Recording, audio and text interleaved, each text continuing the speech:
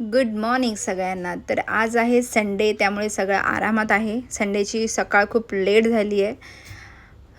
वजन तर काय बदल नाही आहे, स्टकच राहणार आहे काही दिवस, जसं मी कालच्या व्हिडिओमध्ये सांगितलं होतं.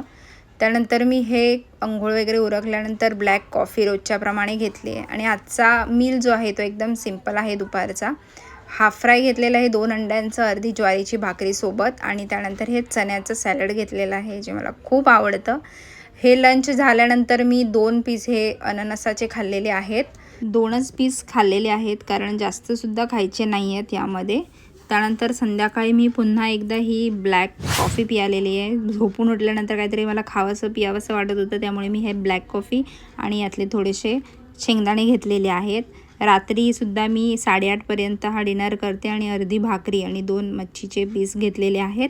तर हा अशा प्रकारे आजचा माझा संडे होता. रात्री मी हे जेवलेले आहे, त्यामुळे नो सॉल्टेड लाईम वॉटर.